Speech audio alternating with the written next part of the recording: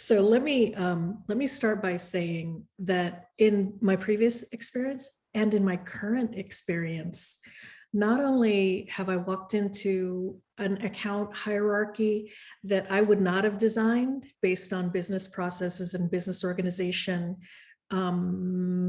reflection, I would not have designed it. There are definitely things that make visibility difficult because of the account hierarchy or lack of hierarchy. And in both experiences, previous and current, there was actual valid reasoning behind the multi-tenancy and the lack of boundaries within between accounts. There were a lot of shared account structures. So I will say that, and that's actually why I think I got involved in the shared costs working group. Was I really wanted to get a sanity check to see is this a pattern? And it does seem to be. The valid reasons involved economies of scale, certain types of architecture, and also like following existing patterns that happen to exist in the data centers of legacy organizations. So where they were following a pattern or even a policy that was handed down to them from whatever ITSM or ITIL governance group for a data center that simply did not fit cloud, but in the absence of governance, when they first adopted a cloud strategy for a particular group or application or what have you, they had the best intention of doing things in a structured, governed way, and without the understanding that governance has to look different. The degree to which they have crawled out of those structures really depends on where that particular application or team or org might be in their own life cycle, their respective life cycle. If it's an application that is in constant development and they are moving toward or are actively in CI/CD, no problem. For those folks, we're able to move them out of multi-tenancy because they were already looking for strategies, already recognizing the anti-patterns of the shared account structure that they found themselves in. And so they were actively looking to get out of that structure and to get out of some of the security policies that existed in those shared groups. And what we found was a combination of using them as good case studies, good pilot groups for small migrations was very effective. And then also finding opportunities for those big legacy applications that were in data centers and greenfielding them.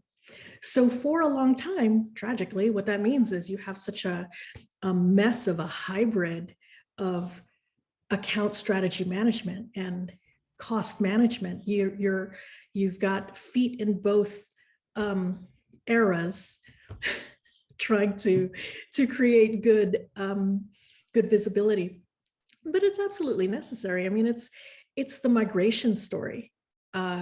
It's a significant part of the migration story, and for some of those groups, boy, the SAPs, trying to think of, those Oracle-based groups, hanging on with every thread to their old structures, or they've just been bled dry of their best technical resources to support a full-scale migration, and they've just been deprioritized. We actually sort of target them as well to find out, okay, what's the greenfield solution in the cloud? And at that point, creating new accounts in the desired hierarchy is really, a useful construct. And when you get to sort of a tipping point of a percentage of spend, it really does become clear who the laggards are. Right. Can I just ask you a little bit about going back a little bit to what you were saying about what seemed to me to be a situation where you inherited a situation where you had large accounts that covered a number of different teams, and the different teams were sort of going along with this suboptimal structure, but then somehow you were able to leverage some of these teams within that structure and get them to see that if they separated their stuff out of that, then it would be easier to control security, control a bunch of things, and get their own cost information more easily. So that's an interesting idea, isn't it? Because that situation must be quite common, having a lot of teams in one big account and then finding it difficult to separate what relates specifically to each team. How were you able to persuade these guys that what they had right now wasn't so great, and the grass on the other side of the fence in this new idealized account structure was going to be so much better? For the early adopters and the sort of expert collaborators who knew how to, who could learn fast or bring new knowledge into their groups fast, and in other words, hire fast. They could build the types of skill sets that they needed to support being a greenfield group or being a test pilot group, but that was rare, and we had some failures, and we actually created more anti-patterns for learning. Of course, you're either failing or you're learning. No, what is it? Yeah, I forget. That's good enough. It's a good. It was a good guidepost, though. And I'll tell you, the failures always had, the things that they had in common were security, networking, those shared services that were spread too thin. And when they tried to break out of the multi-tenant group and create their own policies, largely they failed, or they were tagged as non-compliant, or they were never productionalized because of those two reasons as well. They were either not secure enough, or they were, or they just couldn't traverse the barriers, permissions, connectivity, what have you, and that kind of enterprise architecture was, like I said, if it was spread too thin, it wasn't going to be a group that could take on a request to set up a new account with all the appropriate things. Did you have in mind an idealized hierarchy that you wanted to migrate to, or were you sort of just taking it one step at a time and looking to maybe break down some of these multi-tenancy groups and sort of start small and build on that? Well, I'll tell you that it sort of came after this one activity, and I'll share what they actually did. I won't give you the internal names or branding, but at Nike, one of the key unlocks was creating an automated process of provisioning AWS accounts. Right. That was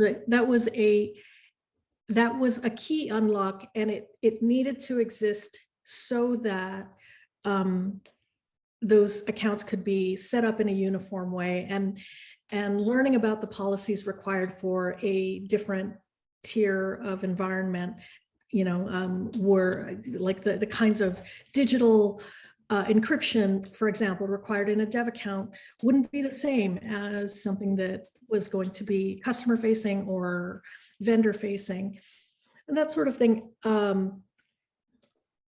It did require a lot of refactoring of policies and of network paradigms, and it is very much a willingness to embrace that disruptiveness.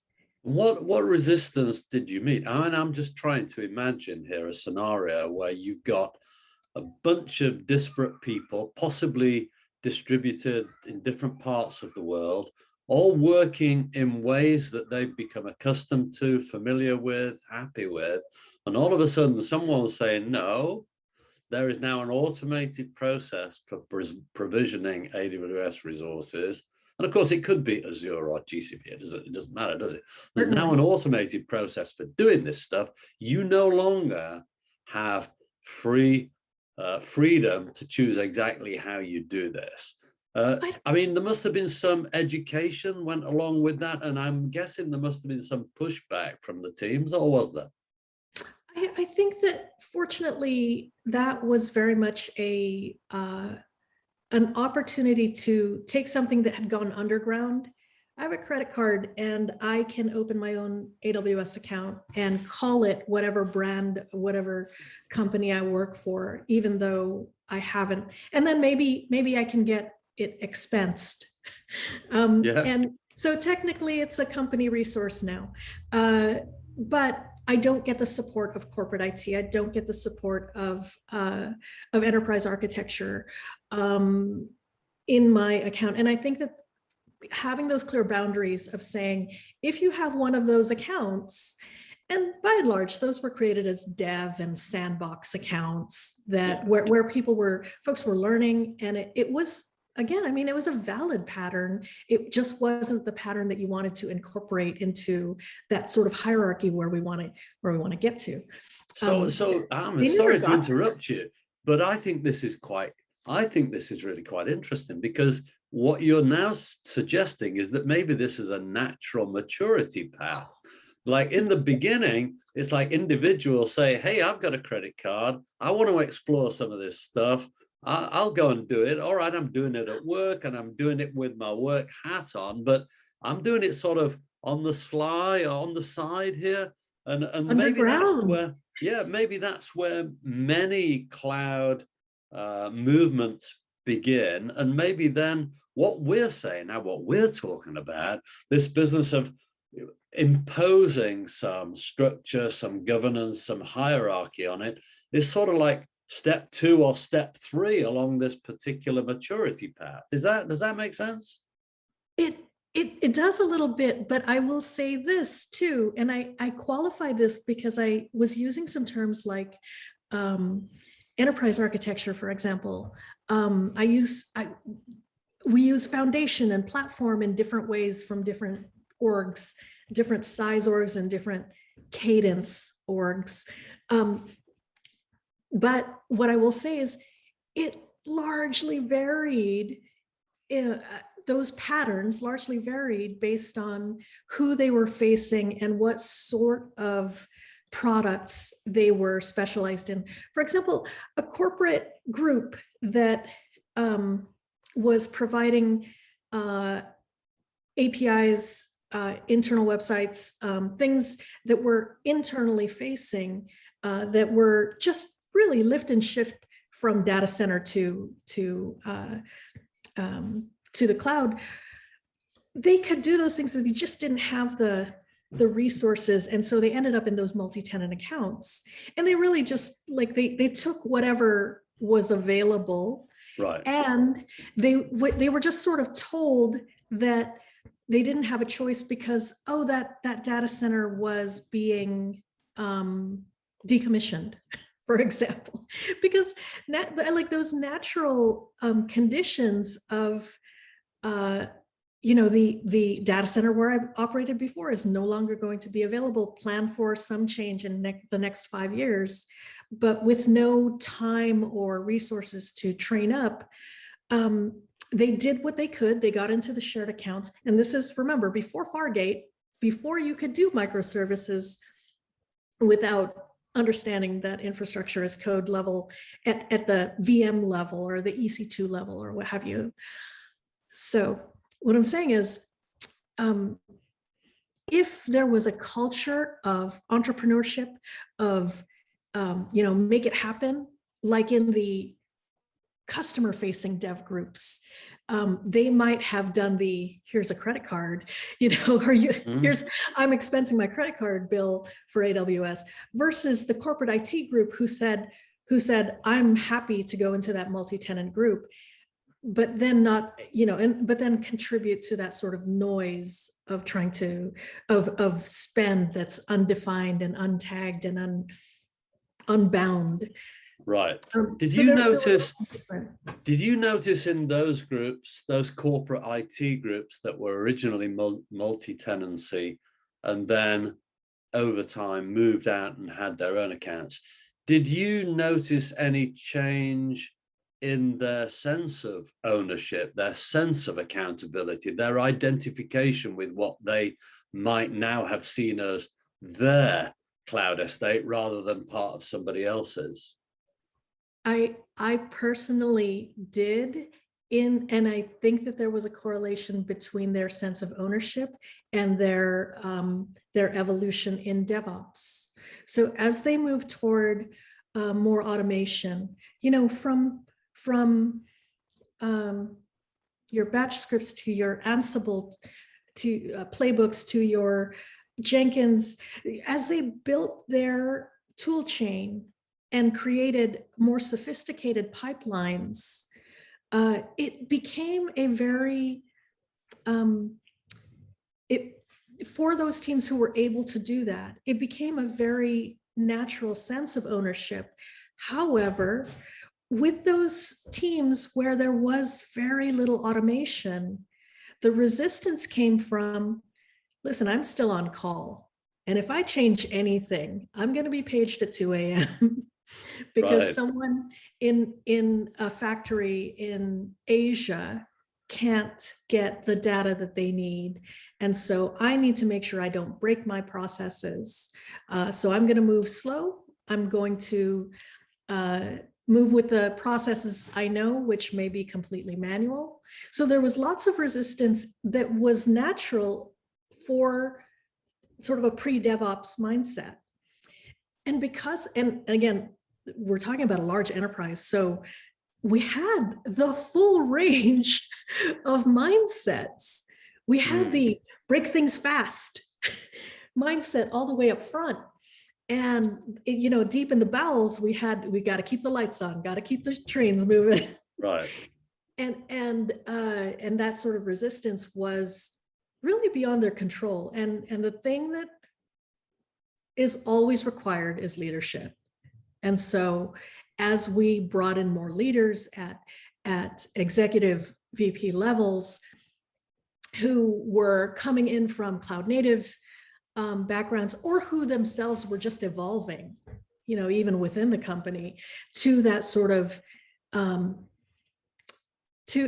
really just staying modern with those mindsets, it was reaching more of those technical groups. But I will say, just like any large enterprise, when you've got many different supply chains and many different value chains, technology wasn't always the same, even though it all fit under a CTO. Right. Let me ask you, Deana, because one of the things that it seems to me to be cropping up more and more, certainly I think I'm becoming more sensitive to it, is that so many people in FinOps have a technical background. And so they tend to approach these FinOps challenges largely from a technical standpoint. And yet more and more I'm hearing things that are almost uniquely human coming out here. And so I was speaking to Rich Hoyer earlier on this afternoon, and he was saying things like, well, you can't go to teams and say things like this because they'll just turn off. and you can't go and bombard them with a load of things that you know are right, but they don't see it, because then they'll just think you're an idiot and ignore everything you've got to say.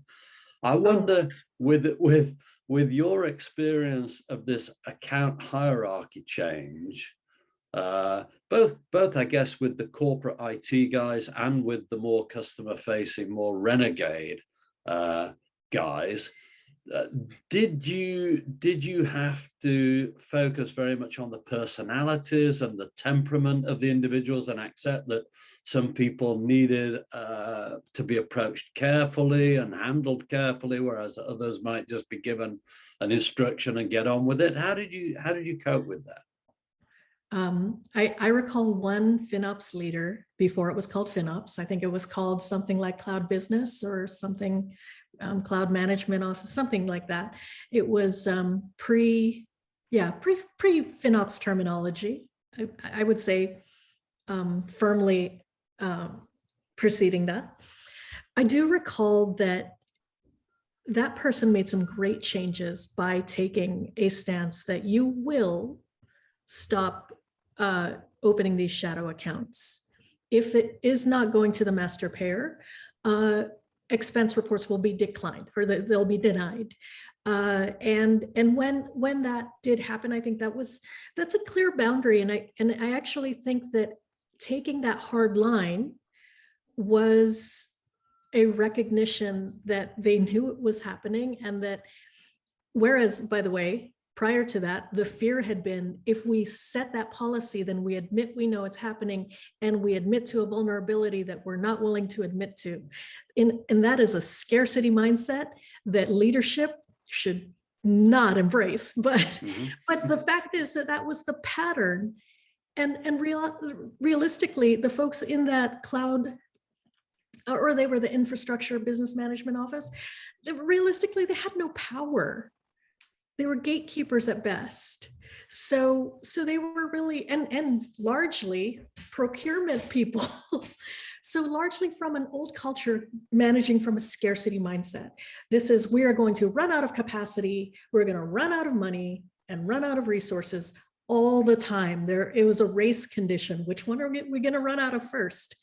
And once they said, we are going to admit that we know this is going on by setting this policy, and we are going to create a solution, which is going to be a multi-tenant account. And we are going to make it we're not going to impede your ability to develop new product.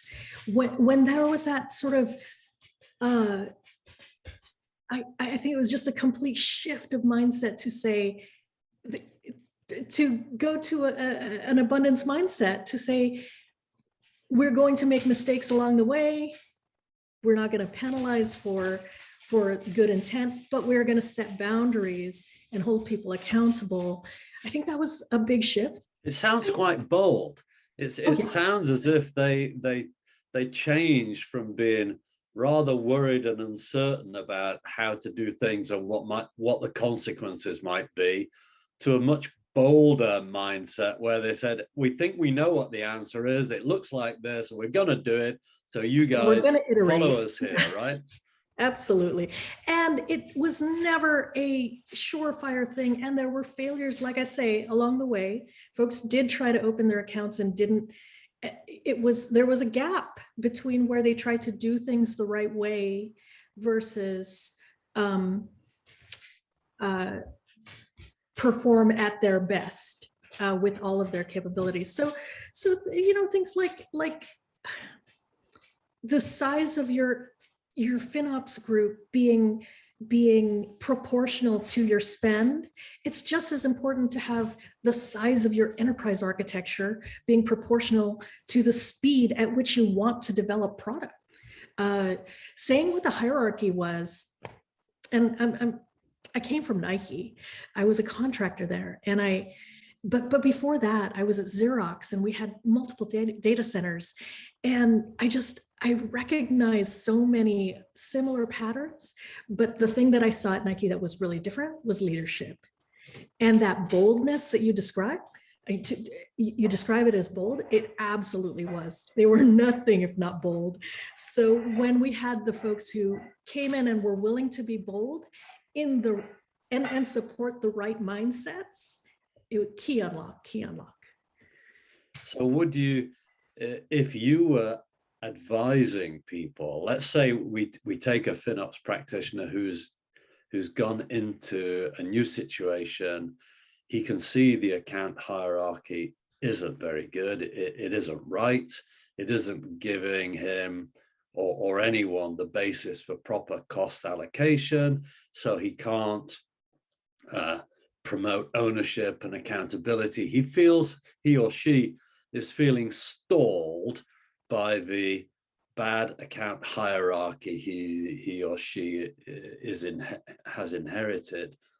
Would you advise them to be bold? Would you advise them to show leadership, or would you advise them to collaborate with other leaders or get champions to promote the idea? What would your advice be?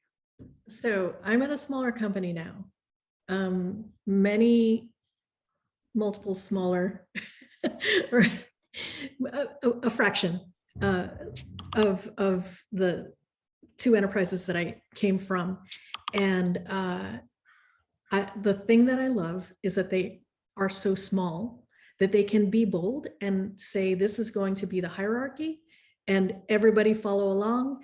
The leadership is engaged and the resources are sufficient to a certain extent. Naturally, we have challenges along the way and we address very specific goals. It was not a one and done. Most of the hierarchy was in place. But I do say when the size of your spend and the size of the mess is really manageable with the scope of that is manageable with the resources that you have assigned, absolutely be bold and have the situation where they can migrate quickly, especially if they're already automated, and they can migrate out of a legacy account into a fresh account that's, by the way, already got the right network policies, already got the right security and encryption and other compliance requirements that we want from from our most current cloud consumers. But even in a small company, there have been ways that needed to be prioritized, and it was necessary to still segment internal facing technology teams versus external facing technology teams. And even within those externals, because their customer sizes are different, it is necessary to have different size teams, and their cadences were different. And so bold, yes, but in a way that if you've got a very large hierarchy, very structured goal, you've got to be able to break it down into minimum viable products, minimum viable goals, where, okay, this part of that goal is going to come first, and it will be the influencer for the rest of the teams to adopt it on a more gradual pace. And things like that. I mean, there are definitely strategies. So no, that's got to make sense, hasn't it? Be bold, but don't try and bite off more than you can chew at each stage. Absolutely. Small chunks, bit by bit, make progress. And that's the essence of agile, isn't it? And really the essence of FinOps. Make some improvements, then do it again, then do it again. Go around the cycle again and again. So that's good. And by the way, the thing that you can be 100% bold with is culture. When you commit to saying that this is not a punitive culture, and where ideas are welcome and failure is a thing that we learn from and expected, when you create that sort of culture and you are bold and you even recognize it and call it out and celebrate the learning, there is definitely the rest of it. The technical parts, the well-defined framework and hierarchies, They'll come, but it'll never look like what you thought it was going to look like in the beginning. Deana, thank you so much. That's been a lovely chat. You enjoy Mike. the rest of your day from your coffee break onwards. Thank you so much. That's really good.